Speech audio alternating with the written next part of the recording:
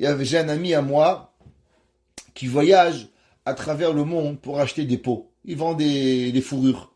Et il arrive un jour en Russie, et là-bas il se renseigne où il y a un Chabad. Et là-bas on lui dit, voilà, là-bas il y a un Bet Chabad.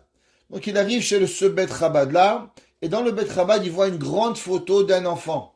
Il n'ose pas trop demander comment ça se fait que dans la synagogue, il y a une photo d'un enfant. Si peut-être Lubavitch, ils ont la coutume, la photo du rabbi, mais il ne savait pas trop lire la photo du rabbi. Bon, il n'a pas posé de question. Vendredi soir, il ne pose pas la question. Shabbat matin, il ne pose pas la question. Seudash Tishit, après 3 repas qu'on a mangés, le Chabad, son épouse, le Shaliach, son épouse, lui, là, il se sent à l'aise de poser la question. Il dit, écoutez-moi, qu'est-ce qui me dérange? Vous pouvez me dire pourquoi il y a une photo d'un enfant posée dans cette synagogue? La maman explose en pleurs et elle n'arrive plus à parler. Le papa, il dit, je vais t'expliquer qu'est-ce qui s'est passé. Il dit, voilà, ma femme et moi, on est venus ici il y a 15 ans. Et bien sûr, il n'y avait rien, il n'y avait pas d'argent. Et on n'avait pas de mikvé. Et on n'avait pas d'enfants. Donc, chaque fois que ma femme voulait aller au mikvé, 20 heures de train, elle devait aller jusqu'à Moscou et aller-retour pour aller au mikvé. On a décidé qu'on n'allait plus continuer comme ça, aller 20 heures aller, 20 heures retour, qu'on allait construire un mikvé dans notre ville. Mais pour ça, il fallait faire un sacrifice. Qu'on n'aurait plus un sou à perdre pour pouvoir construire le mikvé. Plus de surplus, plus de gâteries, rien que le mikvé. Alors on mangeait du pain, des patates et de l'eau. Tout l'argent en plus qu'on avait, on l'a mis de côté, sou par sou, pour avoir un mikvé. Ça nous a pris 3 ans d'économiser. Après 3 ans, on a pu construire le mikvé. Baruch Hashem, on a construit le mikvé. L'automne est arrivé, le mikvé s'est rempli. Et à la première fois que le mikvé a été cachère, au premier mikvé de ma femme est devenue enceinte.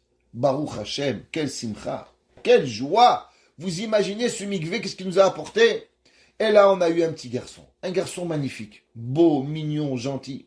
1 an passe, 2 ans passent, 3 ans passent, et on décide de faire le Hop Sheren. Hop Sheren, où on coupe les cheveux aux enfants. Et bien sûr, mon père arrive, mes beaux-parents arrivent, mes frères arrivent, tous nos amis viennent ce jour-là extraordinaire pour fêter le Hop Sheren. Et pendant les préparations, à un moment, on ne trouve plus l'enfant. Alors on cherche de gauche et de droite et de gauche, et on va, et on rentre dans le mikvé, et la catastrophe. Notre enfant chéri est mort, noyé dans le mikvé. Là, ma femme et moi, on ne pouvait pas croire. Un mikvé qui est venu Bemessirut Nefesh. Un mikvé qui a pris toute notre vie. Un mikvé, un enfant attendu pendant des années. Comment peut-il mourir dans l'endroit que nous avons créé pour Kdusha et Tahara, à l'endroit où nous avons fait pour les femmes de la ville, où ma femme est tombée enceinte? C'était pas possible. J'ai décidé, dit le père, de faire She'elat Chalom. C'est quoi She'elat Chalom? On jeûne pendant 7 jours et on demande vendredi soir avant de manger que Akadosh Baruch Hu nous donne dans nos rêves la réponse à notre question. Première fois que je jeûne, je n'ai pas de réponse. La semaine d'après, je jeûne une deuxième fois. Je fais un deuxième Ta'anit Chalom et je redemande la même question. Comment se fait-il qu'à quelque chose qui est venu Bemessirut Nefesh, il a pu nous prendre notre enfant? Et là, mon enfant vient dans mon rêve. Et il me dit, papa, maman, j'ai vraiment beaucoup de peine pour la peine que vous avez, mais laissez-moi vous raconter mon histoire. Je suis un enfant qui a été tué à l'époque des croisades, à l'époque de Rachi, au Xe siècle, fin du Xe, début du XIe siècle. Et malheureusement, les goïms m'avaient tué, et les juifs m'avaient juste trouvé mort un petit enfant de 3 ans, et ils m'ont enterré par terre, et je n'ai pas eu de mikvé. Ça fait 900 ans que je redemande à Kadosh Baruch Hu de rentrer dans le Gan Eden, dans une certaine place. Et on me dit que pour pouvoir rentrer dans cette place, il faut avoir été dans le mikvé avant de mourir. Mais toi, tu n'es pas rentré dans le mikvé. Et moi, je lui dis, mais Kadosh Baruch Hu, c'est pas de ma faute. Moi, j'ai rien fait pour ça.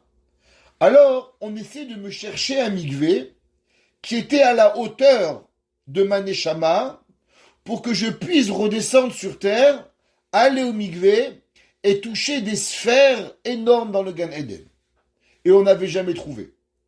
Le jour où vous avez construit ce mikvé, Akadosh Baruch Hu, il m'a appelé, il m'a dit viens ici.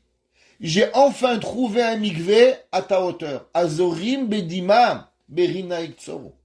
Un mikvé kasher, un mikvé de souffrance, un mikvé de Messirut Nefesh, un mikvé de Kedusha Vetahara, là-bas tu vas y aller.